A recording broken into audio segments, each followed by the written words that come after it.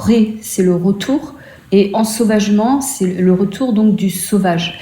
En favorisant le retour de la faune qui existait autrefois, ça peut être un retour spontané, c'est évidemment ce qui est le plus souhaitable, ou dans certains cas, on peut être obligé de donner un petit coup de pouce.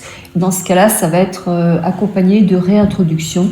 Mais encore une fois, les réintroductions n'interviendront que si vraiment c'est nécessaire et que le retour spontané n'est pas possible. En Europe, il n'existe plus qu'une seule forêt primaire située aux confins de la Pologne et de la Biélorussie. Une forêt qui d'ailleurs a bien du mal à résister aux convoitises des exploitants locaux.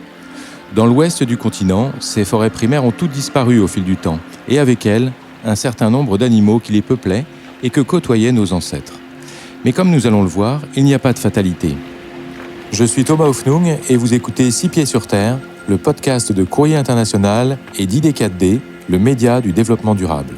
Un podcast qui donne à entendre d'autres voix sur une planète en ébullition, la nôtre, en ébullition, mais qui n'a pas dit son dernier mot.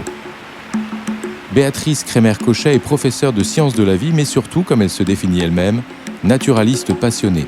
Depuis des années, avec son mari, elle parcourt l'Europe et le monde au service d'une seule et même cause résumée par un terme, réensauvagement. La démarche, c'est plutôt protéger quelque chose qui écologiquement est encore intéressant, plutôt que revenir à quelque chose qui n'existe plus, restaurer quelque chose qui n'existe plus. La priorité, elle est là. En France, par exemple, et dans d'autres pays européens aussi, il y avait des pratiques agricoles parfois très importantes, très invasives, et ces endroits ont été abandonnés. Et petit à petit, la nature a horreur du vide et en plus, elle est extrêmement résiliente. Et donc, la végétation sauvage initiale est revenue avec souvent la faune qui va avec. 80% de l'Europe était recouverte de forêts après la fin de la dernière glaciation. Et cette forêt, elle a progressivement disparu sous l'action humaine, sous l'action anthropique. En Europe de l'Est, c'est un petit peu différent. Parce que la façon d'exploiter le bois n'était pas la même qu'en Europe de l'Ouest. En Europe de l'Ouest, on le voit bien actuellement, il y a une façon très systématique, très rationnelle d'exploiter le bois et on ne fait pas les choses à moitié.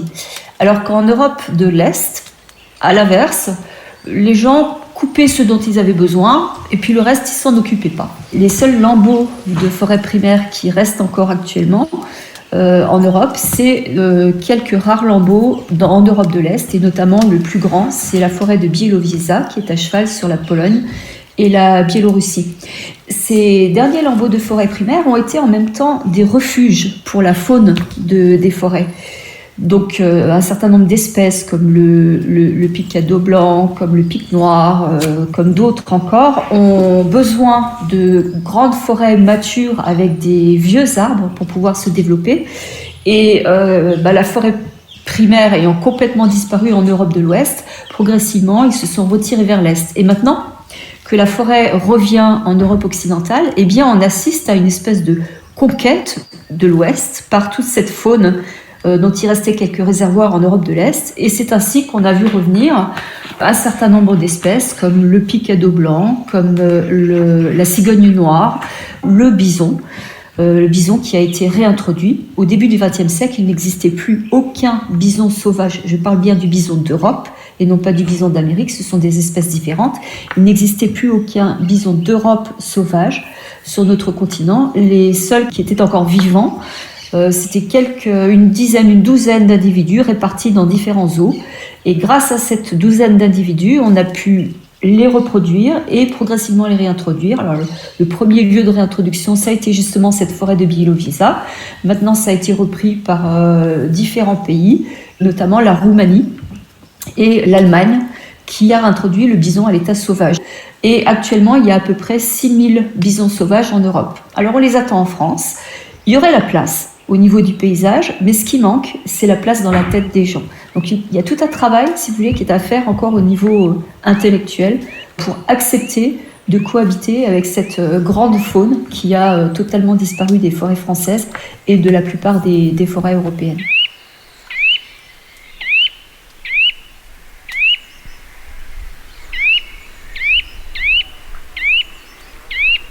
Un espace réensauvagé n'est pas un espace dans lequel on retire complètement l'homme. L'homme a sa place, l'homme qui passe et ne laisse pas de traces, donc l'homme contemplatif, si vous voulez, a toute sa place.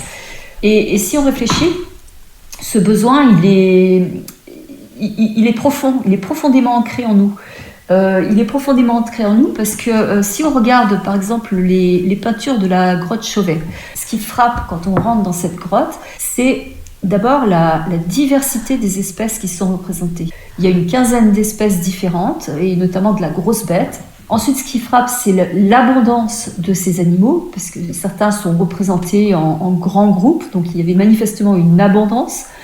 Et la dernière chose qui frappe, c'est la proximité qu'ils ont pu avoir avec les animaux qu'ils ont décidés.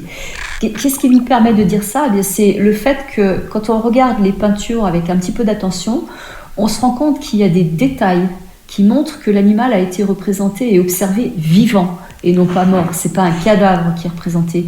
Il y a des expressions. Pour voir ces détails-là, l'homme préhistorique n'avait ni jumelles ni téléobjectif. Donc ça veut dire en fait qu'il l'a vraiment observé de près. Cette proximité, on l'a totalement perdue actuellement dans la plupart des pays européens. On commence un petit peu à la retrouver justement par la protection et le réensauvagement. Le réensauvagement, certains essayent aujourd'hui de le mettre en œuvre très concrètement, au Portugal, dans le delta du Danube ou encore dans les Carpates du Sud. Mais cette approche, venue d'outre-Atlantique, est loin de faire l'unanimité et elle rencontre même de très fortes résistances. Le principal défaut de l'homme, en tout cas de l'homme occidental, c'est de vouloir tout gérer. Et c'est pour ça que le réensauvagement, c'est quelque chose qui est très dur à accepter dans certains pays comme la France. C'est d'ailleurs en France que c'est le plus difficile à faire passer comme idée. Cette idée de laisser la nature en libre évolution, c'est-à-dire vous n'intervenez plus, vous ne gérez plus. Le mode de gestion, c'est justement la non-gestion. Ça, c'est quelque chose qui est très difficile. Et vous avez beau expliquer que la forêt, elle existait bien avant la lignée humaine. Pourtant, quand vous entendez certains exploitants forestiers, ils vous disent que si on ne coupe pas les arbres, si on n'entretient pas la forêt, elle va dépérir. C'est complètement faux. La forêt n'a pas besoin de nous. Ce qu'on peut lui rendre comme plus grand service, c'est de la laisser tranquille. J'ai été très sensible à certains aspects du réensauvagement quand j'ai visité des pays en fait hors Europe. Et le premier pays dans lequel j'ai eu un choc culturel en ce qui concerne les rapports de l'homme à la nature, ça a été l'Australie. Donc on était partis en famille plusieurs mois. Et là, j'ai découvert quelque chose qu'on a totalement perdu, c'est la proximité avec la faune sauvage. C'est pas une faune apprivoisée, c'est une faune vraiment sauvage, mais vous avez des kangourous, des wallabies ou d'autres marsupiaux, notamment nocturnes, qui n'hésitent pas à s'approcher très près de vous sur les parkings, quand vous faites du camping dans des parcs nationaux, par exemple. Et c'est un enchantement. Alors demain, on verra peut-être des bisons en France qui viendront cohabiter avec des loups et des ours, mais aussi avec les troupeaux de ces éleveurs qui ne cachent pas leur inquiétude, voire leur colère. Avec le retour d'espèces qu'on croyait disparues, ce sont aussi de nouveaux sons qui vont résonner dans nos forêts. Dans le 5e et dernier épisode de notre série, nous vous emmènerons au cœur de ces forêts, sur les pas d'un drôle de chasseur, un chasseur de sons. Vous venez d'écouter 6 pieds sur terre, un podcast coproduit par les rédactions de Courrier International et d'ID4D, le média du développement durable. N'hésitez pas à vous abonner sur la plateforme où vous aimez écouter vos podcasts. Cet épisode a été réalisé par Antoine Dabrowski, l'entretien mené par Flora Trouillou. La musique est signée Lions Drums, tirée de son album Kagabas.